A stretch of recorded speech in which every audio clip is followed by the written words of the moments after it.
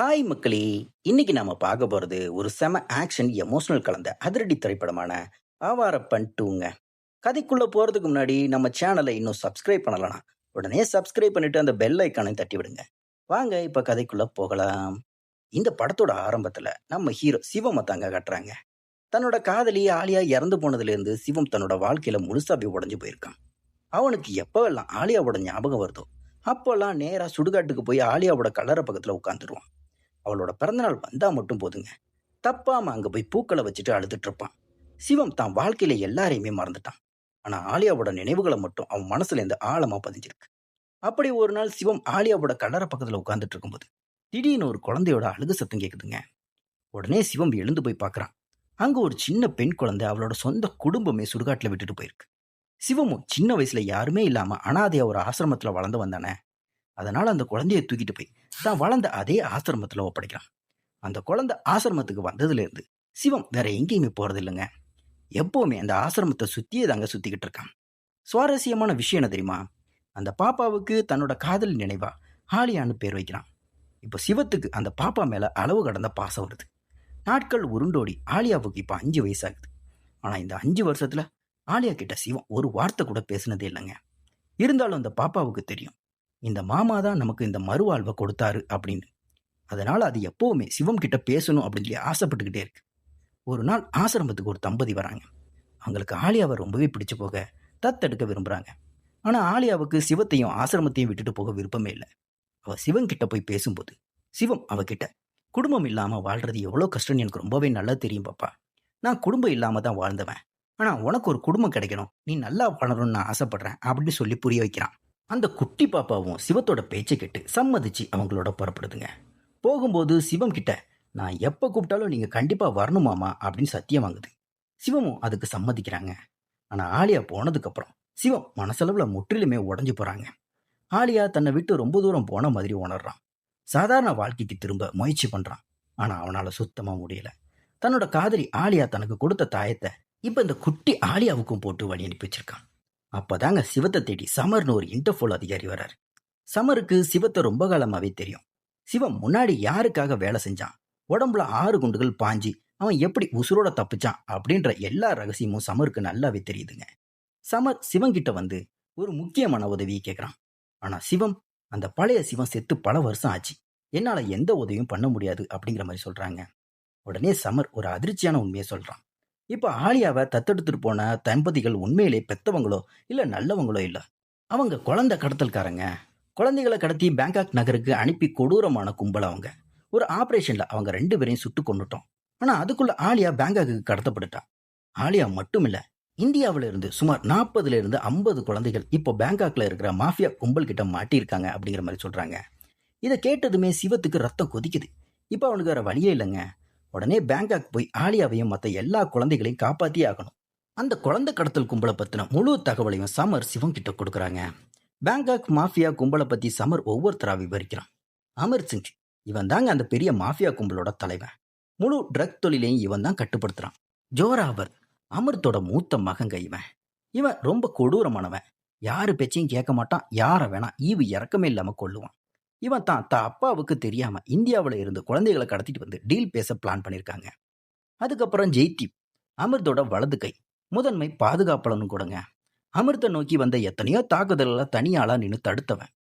முகமது அலி கான், இந்த கும்பலோட கணக்கு வழக்குகளை பார்த்துக்கிற தந்திரவாதிங்க இவன். சங்கேஷ், இவன் தான் இவங்களோட ஆர்மியை வழிநடத்துற கொடூரன். சிக்கந்தர், அமிர்தோட 2வது மகன். ஆனா இவனுக்கு மூளை வளர்ச்சி சரியா இல்லைங்க. எப்பவுமே ஒரு சின்ன பையன் மாதிரி பயந்து பயந்து வாழ்ந்துகிட்டு இருக்கான். ஜாரா, ஜோராவர் அண்ட் சிக்கந்தரோட தங்கச்சிங்க இவ. ரொம்ப அழகானவ, புத்திசாலியும் கூட. இவளுக்கு வயலின் இசைக்கருவி வாசிக்கிறதுனா ரொம்பவே பிடிக்குங்க. நஃபிசா நவாஸ், அமிர்தோட தொழில மொத்தமா கைப்பற்ற துடிக்கிற இன்னொரு பெரிய லேடி மாஃபியா தலைவிங்க.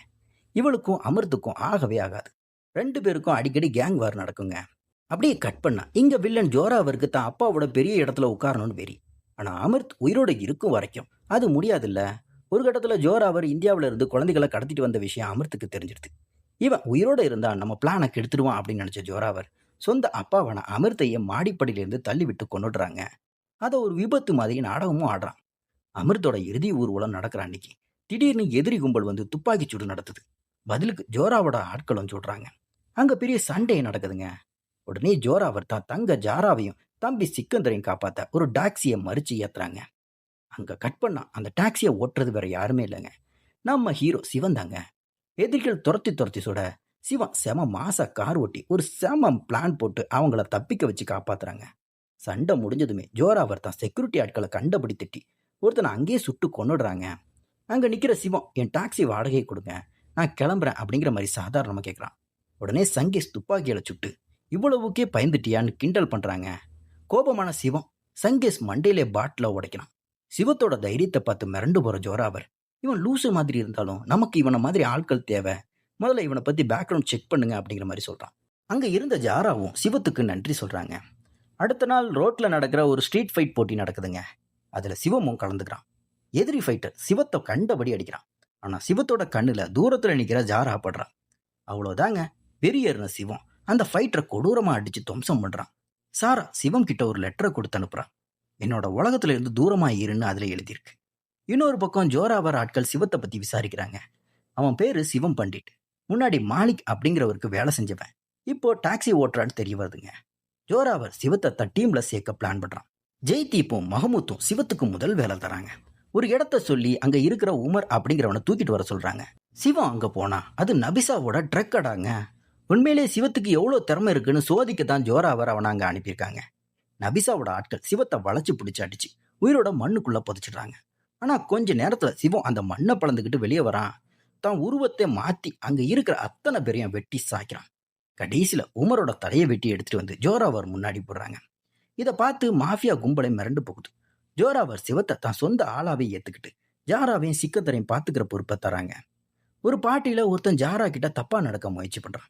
இதை பார்த்து கோபமான ஜோராவர் எல்லாரும் முன்னாடி அவனை கொடூரமா கொண்டு தொங்க விடுறாங்க. அங்க சிவம் கிட்ட ஜோராவர், நம்ம கேங்ல ஒரு துரோகி இருக்கான், நான் ஒரு பெரிய குழந்தைகளுக்கான டீல் பேச போறேன், அந்த துரோகி யாருன்னு கண்டுபிடிச்சு சொல்லு அப்படிங்கிறான். அடுத்த நாள் ஜாரா வயலின் வாசிச்சுட்டு இருக்கும்போது ஜோராவர் அங்க போய் ஆடுறாங்க. நீயும் நம்ம பிசினஸுக்கு வா அப்படிங்கிற மாதிரி சொல்றான். ஜாரா மறுத்து 4 வார்த்தை கோபமா பேசவே கோபத்துல அவளோட வயலினை உடைச்சிட்டு போறாங்க ஜோராவர். இதை பார்க்குற சிவத்துக்கு ஜோராவருக்கு தான் தங்கச்சி மேல நிஜமாவே பாசமே இல்லை அப்படிங்கிறது புரிய வருது. அடுத்த நாள் சிவம் ஜாராவுக்கு ஒரு புது வயலினை பரிசா தரான். சந்தோஷமான ஜாரா சிவத்தை கட்டி பிடிச்சிக்கிறாங்க. 2 பேருக்கும் இடையில ஒரு நல்ல பிணைப்பு உருவாகுது. சிவம் சிக்கந்தரை நல்லபடியா பார்த்துக்கிறான். அப்போ இன்டர்போல் அதிகாரி சமர் வந்து சிவம் கிட்ட இன்னைக்கு நைட்டு நபிசாவை சந்திக்க யாரோ வராங்க அப்படிங்கிற மாதிரி சொல்றான். அன்னைக்கு நைட்டு சிவம் மறைஞ்சிருந்து பார்க்கும்போது நபிசாவை சந்திக்க வர்றது வேற யாருமே இல்லைங்க, ஜாரா தான். ஜாரா நபிசா கிட்ட நீங்க ஏன் ஜோராவர் மேல தாக்குதல் நடத்தினீங்க அப்படிங்கிற மாதிரி கேட்க, நபிசா நான் சுடல, உங்களை தான் பக்கத்துல கொண்டு வர அந்த சிவமே தான் ஆள் வச்சு சுட வச்சான் அப்படிங்கிற மாதிரி பொய் சொல்றா. அதிர்ச்சியான சாரா அங்கிருந்து கிளம்பும் போது சிவம் அவளை வழியில மறிக்கிறாங்க. கேங்ல இருக்கிற துரோகி நீதானா அப்படிங்கிற மாதிரி சிவட்ட கேட்கிறா. ஜாராவும் சிவத்தை பார்த்து நீ ஏன் இங்க வந்த அப்படிங்கிறது எனக்கு நல்லாவே தெரியும்னு சொல்லவே சிவம் தான் உண்மையை உடைக்கிறாங்க. ஆலியாங்கிற குட்டி பாப்பாவையும் அவ கூட இருக்கிற 40-50 குழந்தைகளையும் காப்பாற்ற நான் வந்தேன் அப்படிங்கிற மாதிரி சொல்றான். உடனே ஜாராவும் தன் பக்கத்து உண்மையை சொல்ல ஆரம்பிக்கிறான். எனக்கு இந்த வன்முறை உலகம் வேண்டாம், நபிசா இந்த தொழிலை கைப்பற்றினா நாங்க சாதாரண வாழ்க்கைக்கு போடலாம், ஆனா என் அண்ணன் ஜோராவருக்கு எதுவும் ஆகக்கூடாது அப்படிங்கிற மாதிரி சொல்றான். சிவம் அவகிட்ட நான் உனக்கு வாக்கு தரேன், ஜோராவருக்கு எதுவும் ஆகாது, உங்க குடும்பத்தை நான் காப்பாத்துறேன் அப்படிங்கிற மாதிரி சொல்றாங்க. அதுக்கப்புறம் சிவம் இப்ப ஜோராவர்கிட்ட போய் உங்க கணக்கு வழக்கில் பார்த்துக்கிட்டு இருக்கிற மஹமூத் அலிகான் தான் துரோகி, அவன் அக்கௌண்ட்ல நிறைய பணம் இருக்கு, நபிசாவும் அவனுக்கு பணம் தரா அப்படிங்கிற மாதிரி போட்டு கொடுக்குறான். மஹமூத் நான் பணத்தை கையாடல் பண்ணனே தவிர நபிசா கூட சேரல அப்படிங்கிற மாதிரி கதறாங்க. ஜோராவர் ஜெய்தீப்பை வச்சு மஹமூத்தை கொன்னுடுறான். ஜெய்தீப்புக்கு மஹமூத் மேல எந்த சந்தேகமும் இல்லை, ஆனாலும் ஜோராவர் பேச்சை மீற முடியலங்க. அடுத்த நாள் ஜாரா ஜோராவர் கிட்ட போய் நானும் பிசினஸ்ல சேர்றேன், ஆனா சிக்கந்தருக்கு எதுவும் ஆகக்கூடாது அப்படிங்கிற மாதிரி சொல்லி அந்த குழந்தைகள் இருக்கிற தீவை பத்தி தகவல் வாங்குறா. அந்த தகவலை சிவத்துக்கு கைமாத்துறாங்க. ஆனா நிலைமை தலைகீழா மாறுது. ஜோராவர் கையில இன்டர்போர் அதிகாரி சமர் மாட்டிக்கிறான். சமரை சித்திரவதை பண்ணி வச்சுக்கிறாங்க ஜோராவர். அங்க சிவத்தை வர வச்சு இவன் இன்டர்போல் அதிகாரி, இவனை நீயே சுடு அப்படிங்கிற மாதிரி சிவன் கிட்ட துப்பாக்கியை கொடுக்குறான். சிவத்தால ஒரு நல்ல அதிகாரியை சுட முடியாது. உடனே துப்பாக்கியை ஜோராவர் பக்கம் திருப்புறான். ஆனா ஜெய்தீப் டக்குன்னு சிவத்தோட கையில சுடுறாங்க. உண்மையான துரோகி சிவன் தான் அப்படின்ற உண்மை ஜோராவருக்கு தெரிஞ்சிடுது. சமரை கொன்னுட்டு சிவத்தை கொடூரமா அடிச்சு துவம்சம் பண்றான். அப்புறம் பேங்காக் போலீஸை வர வச்சு இவன் தான் இன்டர்போல் அதிகாரியை கொன்னான் அப்படின்னு சொல்லி சிவத்தை ஜெயில தள்ளுறாங்க. ஜெயில போலீஸாரும் சிவத்தை போட்டு அடிக்கிறாங்க. அப்போ சுதீப்னு ஒருத்தன் வராங்க. இவன் சமரோட ஆள். ஆனா சூழ்நிலை சரியில்லாததால சிவத்தை அடையாளம் தெரியாது அப்படிங்கிற மாதிரி காட்டுறாங்க. அப்போ ஜோராவரும் ஜாராவும் ஜெயிலுக்கு வராங்க. ஜோராவர் சிவன் கிட்ட, என் தங்கச்சி ஜாரா அந்த தீவுக்கு போய் பார்த்தா, நீ தேடி வந்த தாயத்து போட்ட அந்த குட்டி பொண்ணு ஆலியா இறந்து போயிட்டான்னு சொல்றான். இதை கேட்டதுமே சிவத்தோட உலகமே இருண்டு போகுதுங்க.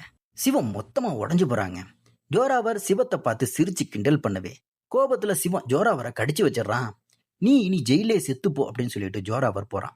சிவம் தான் கழுத்துல அந்த தாயத்தை மாட்டிக்கிட்டு அழும்போது அவனோட மணக்கண் முன்னாடி ஆலியா வராங்க. மாமா, நீங்க இப்படி தோத்து போகக்கூடாது, வெளியே வாங்க அப்படிங்கிற மாதிரி சொல்றான். அவ்வளவுதாங்க, சிவத்துக்குள்ள தூங்கிட்டு இருந்த மிருகம் விழிச்சுக்குது. அடுத்த நாள் ஜெயில இருக்கிற கைதிகள் கூட வேணும்னே சிவன் சண்டை போடுறான். அவனுங்க சிவத்தை கொடூரமா அடிக்கிறாங்க. சிவத்தோட நிலைமை மோசமாக ஆம்புலன்ஸ் வரவழைக்கப்படுது. ஆம்புலன்ஸ்ல சிவத்தை ஏத்திட்டு போகும்போது அந்த ஆம்புலன்ஸ் டிரைவர் வேற யாருமே இல்லைங்க, சமரோட ஆளான சுதீப் தான். சுதீப் சிவத்துக்கு சிக்னல் தரான். சிவம் அங்க இருந்து தப்பிக்கவும் ஆரம்பிக்கிறான். ஆனா போலீஸ் சுதீப்பை சுட்டு கொன்னுடுதுங்க. சிவம் எப்படியோ தப்பிச்சு ஓடுறான். கட் பண்ணா அங்க தீவுல ஜோராவர் மார்டின் அப்படிங்கிற சர்வதேச பயங்கரவாதி கிட்ட அந்த 40-50 குழந்தைகளை விற்க டீல் பேசிக்கிட்டு இருக்கான். அங்க ஜாராவும் சிக்கந்தரும் இருக்காங்க. திடீர்னு அங்க லேடி மாஃபியா நவிசா வராங்க. அவ கூட சிவத்தை கூட்டிட்டு வரா. இவன் என்கிட்ட உதவி கேட்டு வந்தான், இவனை நீங்களே வச்சுக்கோங்க அப்படின்னு சொல்லி சிவத்தை ஜோராவர் கிட்ட ஒப்படைச்சிட்டு நபிசா போறா. ஜோராவர் ஜெய்தீப் கிட்ட டீல் தான் முக்கியம், இவன் நீ பாத்துக்கோ அப்படிங்கிற மாதிரி சொல்றாங்க. ஜெய்தீப் சிவன் கிட்ட தனியா வரும்போது ஜோராவர் தான் சொந்த அப்பாவை கொன்னா அப்படின்ற உண்மை எனக்கு தெரிஞ்சிருச்சு. இவன் கூட இருக்கிறது ஆபத்துன்னு சொல்லி ஜெய்தீப் சிவத்தோட கட்டுகளை அவிழ்த்து விட்டு சிவத்துக்கு உதவி பண்றாங்க. அப்பா சங்கேஷும் அவன் ஆட்களும் சிவத்தை சுட வராங்க. சிவம் தனியால நின்று சங்கேஷ் படையை துவம்சம் பண்றான். சங்கேஷையும் கொல்றாங்க. ஆனா அந்த சண்டையில ஜெய்தீப் சுடப்பட்டு இறந்து போகிறான். அடுத்து ஜோராவரோட அத்தனை ஆட்களையும் மார்டினோட பாடி கார்டுகளையும் சிவம் வேட்டையாடுறான். மார்டினோட மெயின் பாஸை ஒரு ராக்கெட் லான்ச்சர் வச்சு சிவம் சுட்டு பொசுக்கிறாங்க. தான் பாஸ் செத்து போனதை பார்த்த மார்டின் இந்த டீல் எனக்கு வேண்டாம் அப்படிங்கிற மாதிரி கேன்சலும் பண்றான். கோபமான ஜோராவர் மார்டினை சுட்டு கொல்றாங்க. இப்போ சிவமும் ஜோராவரும் நேருக்கு நேர் நிற்கிறாங்க. ஜோராவர் வெறியாகி கண்டெய்னர்ல இருந்து ஒரு குழந்தையை இழுத்துட்டு வந்து சிவம் முன்னாடியே சுட்டு கொல்றாங்க. இதை பார்த்து சிவத்துக்கு ரத்தம் கொதிக்குது. அப்ப கண்டெய்னர் கதவு திறக்கப்படுதுங்க. உள்ள இருந்து மாமான்னு கத்திக்கிட்டே நம்ம குட்டி பாப்பா ஆலியா உயிரோட ஓடி வராங்க. இங்க தாங்க ஒரு உண்மையை சொல்ல ஆரம்பிக்கிறாங்க. அந்த கண்டெய்னர்ல இறந்து போனது உண்மையான ஆலியாவே கிடையாதுங்க. அங்க என்ன நடந்துச்சுன்னா, அந்த கண்டெய்னர்ல இருந்த வேற ஒரு பாப்பாவுக்கு உடம்புக்கு முடியாம போனப்போ நம்ம ஆலியா தான் கழுத்துல இருந்த தாயத்தை அந்த பாப்பாவுக்கு போட்டு விட்டுருக்கா. அந்த பாப்பா தான் இறந்து போச்சு. நம்ம ஆலியா பத்திரமா உசுரோட தங்க இருந்திருக்கா. ஆலியாவை பார்த்ததுமே சிவத்துக்கு 1000 யானை பலம் வருது. ஆனா ஜோராவர் ஆலியாவை பிடிச்சி கண் பாயிண்ட்ல வச்சுக்கிறான். ஜோராவர் சிவங்கிட்டையும் ஜாராக்கிட்டையும் தலா ஒரு துப்பாக்கியை கொடுத்து குழந்தைய காப்பாற்றணும்னா சிவம் ஜாராவை சுடணும், ஜாரா சிவத்தை சுடணும் அப்படிங்கிற மாதிரி கொடூரமான விளையாட்டு விளையாடுறாங்க. 2 பேருமே சுட போற அந்த கணத்துல பின்னாடி நிக்கிற மூல வளர்ச்சி இல்லாத தம்பி சிக்கந்தர் திடீர்னு துப்பாக்கி எடுத்து அண்ணன் ஜோராவரோட கையிலேயே சுடுறான். அவ்வளவுதாங்க, அங்க பயங்கரமான சண்டை நடக்குது. ஜோராவர் ஜாராவை சுட போகும்போது சிவம் அங்க இருந்த ஒரு பெரிய கிரெயின் மூலமா ராட்சச கண்டெய்னரை தூக்கி ஜோராவர் மேலைய போட்டு அவனை நசுக்கி சட்னியாக்கி கொள்றான். அதுக்கப்புறம் எல்லா குழந்தைகளும் பத்திரமா காப்பாற்றப்படுறாங்க. எல்லா பிரச்சனையும் முடிஞ்சதுக்கு அப்புறம் ஒரு மியூசிக் ஷோல சாராவும் சிவமும் சந்திக்கிறாங்க. 2 பேர் கண்லையும் காதல் தெளிவா தெரியுது. ஆனா வெளியே சொல்லிக்கல. அதுக்கப்புறம் சிவம் ஜாரா கிட்ட, நான் இங்கிருந்து இப்போதைக்கு தூரமா போக போறேன், நீ சிக்கந்தரையும் ஆலியாவையும் பத்திரமா பாத்துக்கோ அப்படிங்கிற மாதிரி சொல்றான். ஏன்னா ஜெயில இருந்து தப்பிச்சு நபிசா கிட்ட உதவி கேட்க போனப்போ நபிசா ஒரு நிபந்தனை போட்டிருக்காங்க. நான் உனக்கு உதவணும்னா ஆயுசுக்கும் நீ எனக்கு ஆளா வேலை செய்யணும் அப்படிங்கிற மாதிரி. தான் ஆசைகளையும் வாழ்க்கைகளையும் தியாகம் பண்ணிட்டு குழந்தைகளுக்காக நபிசாவோட அந்த ஒப்பந்தத்துக்கு சம்மதிச்ச சிவம் நபிசா கொடுத்த அடுத்த ரகசிய ஆக்ஷன் மிஷனுக்காக வேற ஒரு நாட்டுக்கு புறப்பட்டு போறாங்க. இதோட இந்த படத்தை இங்க முடிக்கிறாங்க. கண்டிப்பா இது ஒரு சென்டிமெண்ட் பிளஸ் செம ஆக்ஷன் படம் தாங்க இது. இந்த கதையை நான் சொன்ன விதம் உங்களுக்கு பிடிச்சிருச்சுன்னா மறக்காம லைக் பண்ணுங்க, கமெண்ட் பண்ணுங்க, உங்க ஃப்ரெண்ட்ஸ்க்கு ஷேர் பண்ணுங்க. அதே மாதிரி நம்ம சேனலை சப்ஸ்கிரைப் பண்ணிட்டு பக்கத்தில் இருக்க பெல் ஐக்கானை கிளிக் பண்ணிக்கோங்க. அடுத்த ஒரு சூப்பரான வீடியோவில் உங்களை சந்திக்கிறேன். அதுவரை டாடா, பை பாய்.